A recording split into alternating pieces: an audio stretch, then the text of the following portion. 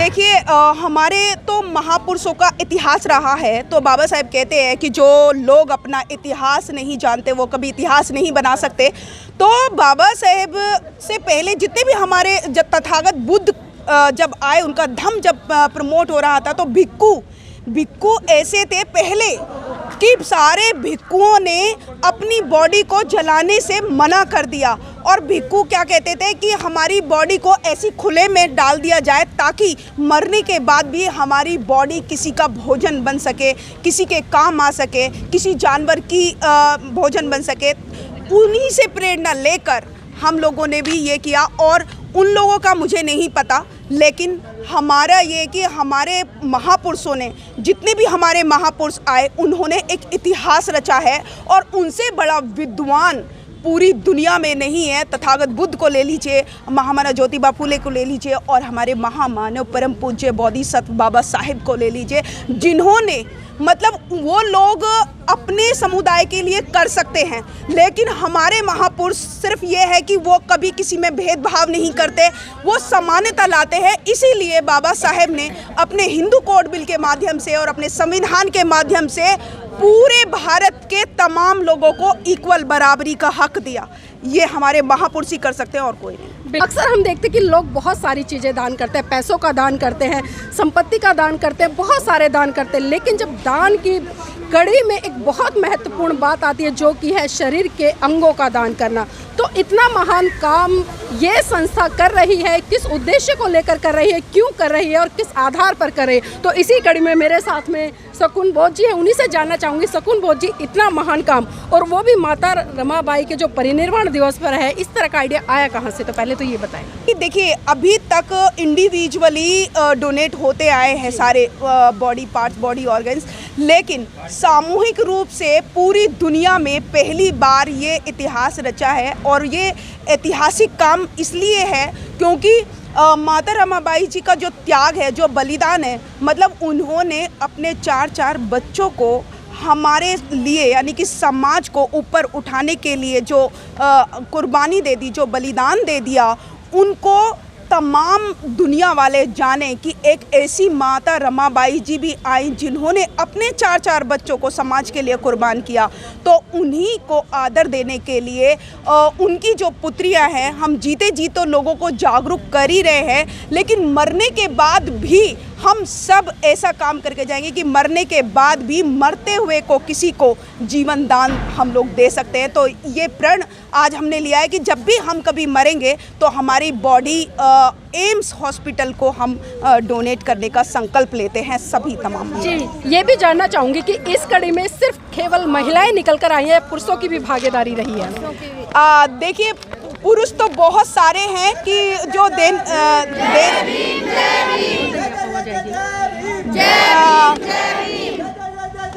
देना चाहते हैं। पुरुष, बहुत सारे पुरुषों ने भी मतलब फ़ोन कर करके ये बोला कि हमारी भी बॉडी डोनेट ले लो, हमारी भी। लेकिन आप जानते हैं कि इस देश में जो महिलाएं हैं, महिलाओं के द्वारा ही इतिहास रचा जाएगा, महिलाओं के द्वारा ही इस समाज को सभ्य समाज बनाया जा सकता है। इसीलिए सबसे पहले, क्योंकि अगर पुरुष को भी कर लेते थे कॉमन हो जाता, महिलाओं को वो इम्पोर्टेंस नहीं मिल पाती, इसलिए पुरुष बाद में, पहले महिलाएं। तो महिलाओं की आपको मैं बता देती हूँ कि 1672 ऑनलाइन रजिस्ट्रेशन हो गए हैं, जो जगह जगह से हमारे पास फॉर्म आए, जैसे गुजरात से, महाराष्ट्र से, लखनऊ से, सहारनपुर से, मेरठ से, गाजियाबाद की, तो ये तमाम आपको महिलाएं दिख ही रही हैं। और बहुत सारे ज़िलों से हमको फॉर्म भर के हमारे पास आए। लेकिन आज 282 फॉर्म अभी फिजिकली भी आप सबके हाथों में देख रहे हो कि आज भी 282 फॉर्म भरे गए। जी शकुन बोध जी, हम देखते हैं कि जो हिंदू धर्म के लोग हैं वो भी अपने शरीर का दान करते हैं, लेकिन आप जितनी भी महिलाएं यहाँ पर बौद्ध हैं, तो ऐसी क्या विशेषता है और किस उद्देश्य को लेकर और किस सोच को लेकर आप लोगों ने इस संकल्प को इतने बड़े आधार पर, हम कहेंगे कि पेपर के माध्यम से नहीं बल्कि एक चरितार्थ करने जा रहे हैं पूर्ण रूप से इसको अच्छे तरीके से? तो क्या फ़र्क है उन लोगों में और आप लोगों में? बिल्कुल, देखिए जो समझदार महिलाएं हैं उन्होंने तो एक काम किया है। इसी कड़ी में कुछ बच्चियां भी हैं, वो भी इस कड़ी में बहुत महत्वपूर्ण भूमिका निभा रहे हैं। उनसे भी जानना चाहूँगी, बेटा शरीर को दान करने का ये हौसला और ये फैसला कैसे आया? मैं अपने बारे में ये कहना चाहूँगी कि अगर ये जो है कि मरने के बाद जो शरीर हमारा वेस्ट जाता है, जल जाता है, तो इसका कुछ नहीं होता है। तो मैं इतना कहना चाहूँगी, अगर हम अपना शरीर डोनेट करना चाहेंगे तो अस्पताल में किसी मतलब जो वैसे रहते हैं, गरीब लोग रहते हैं, मर जाते हैं किडनी वगैरह के कारण, और कुछ लोग ऐसे होते हैं जो देख नहीं पाते हैं, चल नहीं पाते हैं, तो मरने के बाद जो हमारा शरीर रहता है वो उनको हमारे मतलब किसी को किडनी दें, किसी को आँख दें, तो वो हमारे ज़रिए जीवन दान ले सकते हैं। जी, तो देखिए इतने महान कड़ी में और इतना महान एक तरह से मैं कहूँगी कि जो फैसला इन लोगों ने लिया वास्तव में बहुत ही सराहनीय है। और भी लोग हैं, उनसे भी जुड़ेंगे और उनसे भी जानना चाहेंगे। एक बात बताइए कि जब ये फैसला आपने लिया तो घर की क्या प्रतिक्रिया थी? घर की बहुत पॉजिटिव थी। यहाँ की मेरी बेटी ने भी बॉडी डोनेशन की हुई है। अच्छा, बेटी ने भी की? बेटी ने भी की है। बेटी है डॉक्टर ईसा नागर है, मेरे साथ आई है। जी, बहुत खूब। तो इसी कड़ी में हमारे साथ में एम्स की डॉक्टर भी हैं, उनसे भी जानना चाहूँगी। मैम, इतने बड़े स्तर पर सामूहिक रूप से महिलाओं ने जो फैसला लिया है, किस तरह से देख रहे हैं आप इसको? मैं एम्स में सीनियर सिस्टर हूँ और मेरा प्रोफेशन ही यही है। 20 इयर्स एम्स में मुझे हो गए और मानव सेवा ही सबसे बड़ी सेवा है ये और ये सब कदम मुझे जब शकुन बहादुर ने मुझे बोला है और ये सब बताया, मुझे तो बहुत ही अच्छा लगा कि हमारे ऑर्गन हम किसी के काम आएंगे। और यहाँ वहाँ पे तो हमेशा ये सब कुछ प्रॉब्लम चलते रहते हैं कि हॉस्पिटल में सब दुख भरे लोग आते हैं और ये गाज़ियाबाद में ये बड़ा ये प्रोग्राम हो गया, मुझे तो बहुत ही अच्छा होगा कि मुझे नहीं लगता कि दिल्ली में और कहीं इतना बड़ा मतलब 2000 लोग तो हो गए कि अपने, और वो भी स्त्रियाँ ही है अपने की पूरी बॉडी मतलब पूरे ऑर्गन्स अपने वहाँ पे वो डोनेट करेंगे। तो ये रमाई का ही एक हमें उदाहरण ही है ये कि मतलब रमाई ने बाबा साहब को पूरा जीवन ही त्याग दिया था, क्योंकि रमाबाई की वजह से ही बाबा साहब थे। और कहीं ना कहीं उन सबको ही पता है कि हम लोग इतना बुक्स का स्टडी नहीं, लेकिन सबको पता है कि रमाबाई ने बाबा साहब के लिए सब कुछ त्याग दिया है। तो हमने भी मतलब स्त्रियों ने भी इतना ये सब कुछ अपना त्याग दिया, ये बहुत ही बड़ी बात है यहाँ की। मुझे बहुत अच्छा। तो देखिए, कोई भी आंदोलन हो, कोई भी विचारधारा हो, उसको बढ़ाने में समाज की, देश की महिलाएं जितना बड़ा सहयोग करती हैं, उसको सफल करने में उससे बढ़कर कोई और नहीं करता। और भी लोग हैं, उनसे भी जुड़ेंगे। आपसे जानना चाहूँगी पहले तो ये कि जिस तरह से इतना बड़ा फैसला लिया है, घर वालों की कुछ प्रतिक्रियाएं निकल कर आई होंगी, पहले मना किया होगा या आपने किस तरह से समझाया? पहले तो सभी मीडिया को और जितने भी ये चैनल देख रहे हैं उन सभी को मेरा नमो बुधाई जय भीम।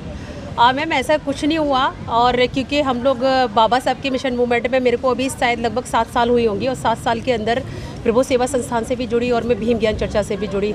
हाँ, थोड़ा सा अगर मुझे डर लगता अगर मैं पहले महापुरुषों को ना पढ़ती, लेकिन जब मैंने महापुरुषों को पढ़ा, उनके कार्यों को अगर सराहना दी है, मतलब आप देखो माता रमाबाई जी के कार्यों को देखो, बाबा साहब के कार्यों को देखो, तो उनके आगे हम जो आज कार्य कर रहे हैं वो बहुत छोटा है, वो कुछ भी नहीं है। लेकिन हमारे घर वालों ने हमें जब ये बात बताई कि अगर हम समाज में ऐसा कार्य कर रहे हैं और आने वाले समय में अगर माता रमाबाई जी इतने लाखों करोड़ों बच्चों का जीवन बचा सकती है, तो क्यों ना हम अपने अंग दान कर कर, अपनी बॉडी डोनेट कर कर, हज़ारों लाखों बच्चे जो इस देश में बीमार हैं, तो क्यों ना उनका भी जीवन हमारे इन अंगदानों से आगे तक चले वो, और हम भी उनमें एक बार फिर से ज़िंदा रहे। ये बड़ी बात नहीं मैम। देखिए, तथागत बुद्ध ने तो हमको सच्चाई का मार्ग दिखाया और सच्चाई पर चलने के लिए बताया, लेकिन ये बात मार्ग की भी है। दूसरी बात, क्योंकि आज जो आप देख रहे हैंगे समाज में एक डायबिटीज़ की ऐसी बीमारी चल रही है कि जिससे चलते चलते लाखों लोगों की रोशनियां बहुत कम हो रही हैं। आए दिन आप देख सकते हैं लोगों की किडनियां फेल हो जाती हैं, ट्रांसफ़र करानी पड़ती हैं लोगों को। तो ये सब बहुत बड़ी बात हो रही है। लेकिन हम लोगों ने ये सोचा, क्योंकि हम धन तो सभी देते हैंगे, समय भी सभी दान करते हैं, लेकिन हमने सोचा अगर हम अपने शरीर को दान करेंगे तो शायद हम लाखों लोगों की समस्याओं का समाधान निकाल पाएंगे। जी, बहुत बढ़िया। इसी कड़ी में युवा बिटिया भी है। बेटा, नाम क्या है आपका? मेरा नाम कीर्ति है, मैं गाज़ियाबाद से हूँ। गाज़ियाबाद से हैं। कीर्ति, ये बताइए ये फैसला कैसे लिया और किस आधार पर लिया? मैंने ये फ़ैसला इसलिए लिया क्योंकि मेरे मरने के बाद कुछ नहीं होगा। जो संस्कार किए जाते हैं, बॉडी जला दी जाती है, उससे कुछ नहीं होगा। जलाने के बाद कुछ नहीं रह जाता शरीर में, हड्डियाँ भी जल के राख हो जाती हैं।